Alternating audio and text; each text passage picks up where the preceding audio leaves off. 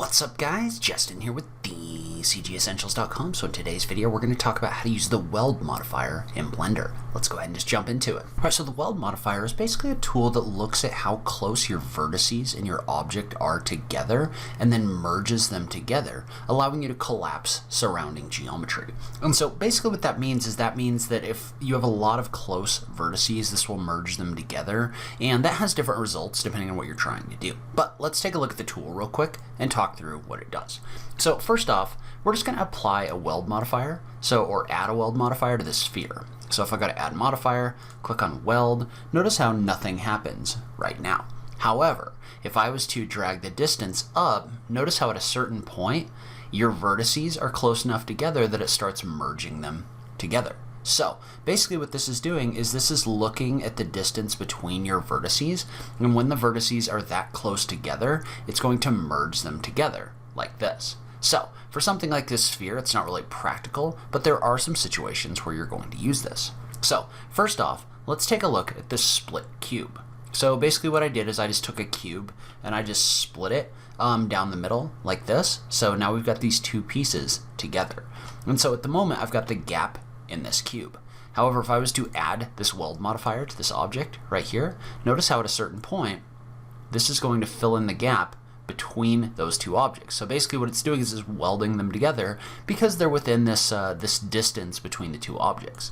So you can use this in order to quickly weld objects together inside of Blender like this. This can be especially useful if you bend something 360 degrees with the simple deform tool, or if you mirror something, it's going to merge those vertices together so you're not going to have any visible seams, which can be fairly helpful.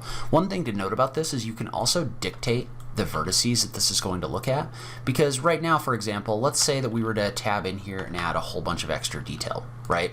So add a bunch of detail in here, and notice how I'm already starting to have this issue.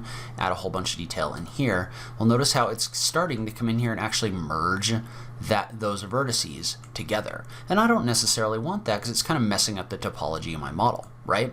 Well, what you can do is you can dictate which vertices this looks at by specifying a vertex group. So if I was to tab into edit mode right here, and we'll go ahead and look at this as a wireframe, but if I was to select all of these vertices and add them to a vertex group, so in this case we'll call it merge vertices, and assign them, so now all of these vertices are in a vertex group, right? Well, now notice how if I turn this up, I'm having issues, but if I specify that I only want this to look at that vertex group, which didn't retain the name for some reason, but I'm going to go ahead and select that vertex group right here. Well, now when I crank this up, notice how it's only going to merge the vertices that were inside of the vertex group that I specified.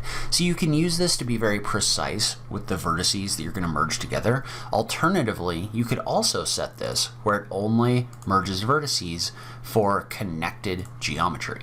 So now if I set this up to connected mode like this, notice how no matter how much I crank this up in here, it's only going to affect vertices that are actually touching each other. So it's not actually filling in the gap in here. So if you did have something where you didn't want this gap to be filled in, you could use connected mode in order to do that. And then finally, this is the use case where you're going to use this the most. It's going to be a situation where you're using multiple different Booleans. So in this case, what I've done is I've taken a sphere and I've used this cube right here to cut across the surface of the object, and then I've also added another Boolean right here. Well, notice how when I do that, especially if you add something like the bevel modifier, and I've got my wireframe turned on so you can see the geometric, or you can see the edges that this is working with, but if you've ever had the issue where you have multiple Booleans and it starts kind of merging, or you're getting this kind of weird broken geometry in here, well, the weld modifier is a great tool for fixing that. So if I was to drag the distance up with the weld modifier, notice how as soon as I do that, and it doesn't have to be very big, right? So I can put this to 0.003. What it does is it merges that geometry together in here, so I'm not getting that weird face across the surface anymore. So if you have those weird overlapping surfaces, this can be a great tool for fixing those. So your primary use case for this modifier is going to be when you're using multiple booleans inside of a model. So that's where I've seen most people are using this, but it is an interesting tool for some other functions as well. But leave a comment below, let me know if you have any questions. I will link to some other modifier tutorials on this page. But as always, thank you so much for taking the time to watch this, and I will catch you in the next video. Thanks, guys.